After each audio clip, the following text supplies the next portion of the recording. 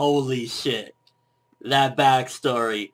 All of Law's character, his mysterious past, everything about him, why he is who he is today, all makes sense after this week's chapter. One Piece has just been on a roll lately, but I get why Oda made us wait this long for this backstory because, my gosh, the feels. Like, I'm reading the chapter and I'm like, oh my god, this poor kid. Oh my god. Oda continuously going in. I'm loving it.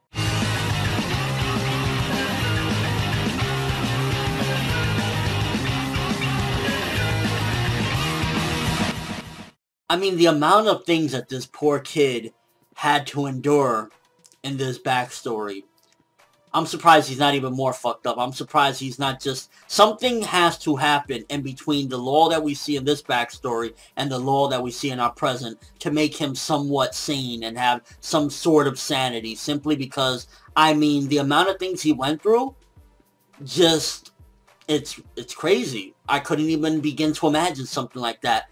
From the White City, which basically had the Amber Lead Syndrome disease. And while the chapter, the only thing I would say is that maybe it over-explained it a little bit. Basically, it's a disease that was passed down, and anybody that basically catches it, their, future generation keeps on getting it, and it kind of wiped out the whole city. So in a sense, the entirety of the city, it was a gift and a curse because of what they got out of the Amber Lead. It kind of made the city beautiful, and it helped them and everything, but then the disease kept on fucking everyone up. So maybe it explained it a little bit too much, but oh my gosh, to see a city like that crumble, it almost felt like a real situation. It was basically an outbreak that fucking destroyed everything. So getting a little bit more of the characterization of Dawn and kind of his relationship at the beginning of this chapter with his brother, I'm kind of on the fence on whether to believe he's like, hey, if anybody touches my bro, that's my beloved brother, you're gonna pay for it. And I'm like, are you really like that, or is this some bullshit? I don't know if to trust him. I'm sorry. It's like, there's something about this guy from everything that we've seen that makes me believe that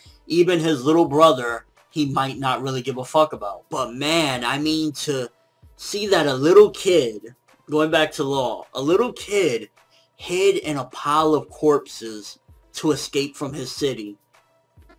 Law has one of the most fucked up pasts in all of One Piece. As of this chapter, he has one of the worst pasts I've ever seen in all of One Piece, period. Like, that just shaped his character and made things make so much sense about him, and just kind of the legend of him, why people fear him and all the things that they've heard. I mean, as a child, look what he had to endure. The entire city he lived in and everything around him being destroyed. His little sister dying at his hands with nothing he could do. His parents being exterminated for basically being infected with the disease. I mean, oh my gosh. The graphic detail that Oda displayed in this chapter, it made me really like, wow. Like, in a shonen, like, he just showed outbreak. He showed annihilation in a sense. Even the fucking nun, when Oda went to the fucking point of showing and displaying everything that happened to Law, I'm like, I get why he held off on this. I understand now. He had to build it up and prepare us for this because it was just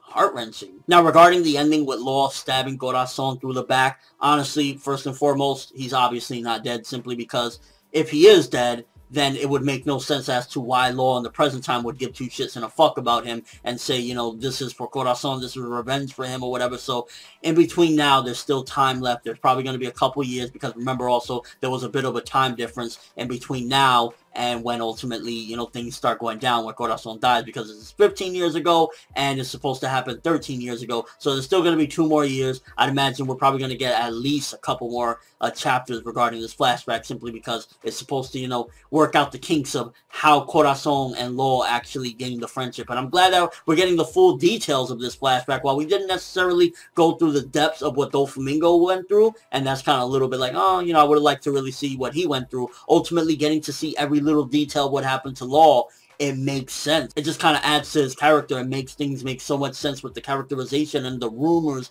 and everything that people say about Law. And I'm wondering if we'll even visit that city at one point. I noticed in the cover page, I believe where Jinbei was going through, that was the fallen city, the White City. So it would be interesting if we got a little bit more of an exploration throughout the very least even the cover pages of Jinbei going through the city while we get this flashback. It would actually add a little bit more as well to see just all the destruction and carnage. I mean, honestly, there's not really too much to go in depth as far as like discussing this chapter, mainly because it was just so fucked up. It honestly just really displays his character and just shows how fucked up things were for Law and why he is who he is. And I'm kind of curious if that was actually him or not, if that was actually Corazon, because we see somebody on the chair and we assume that it's Doflamingo that's relaxing there, and it probably is, but I was thinking, what if that was actually Doflamingo there and he stabbed Doflamingo by accident or something? I mean, obviously, again, like I said, he's not dead. Corazon ain't going to be dead. There's going to be a time of him and Law either bonding, or he's going to save Law's life or something like that, because Law isn't going to die. He's kind of dying right now in this flashback. He's supposed to die. So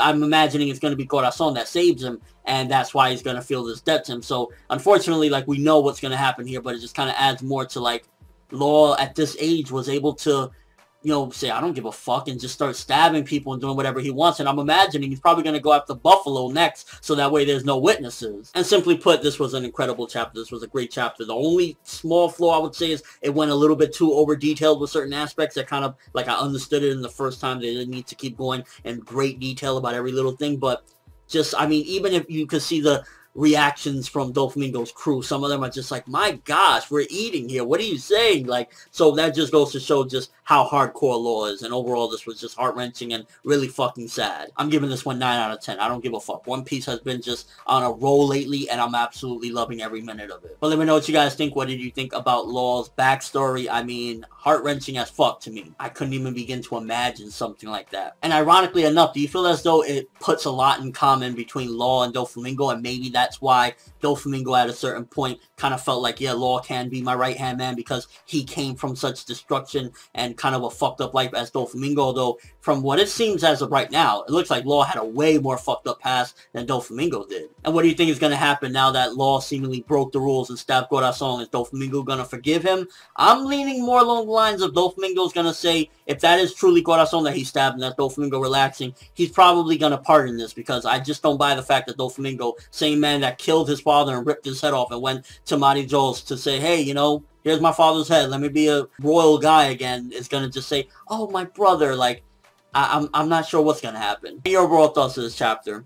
Great shit. But that's all I have for this review. Thanks for watching. Hope you enjoyed. If you liked anything I had to say or enjoyed the video, drop me a like. I'd greatly appreciate it. And if you haven't subscribed, if you could do so as well, that would be awesome. I'm FNetworld, and as always, people, have an awesome day. I'm sorry you had to go through that, Law.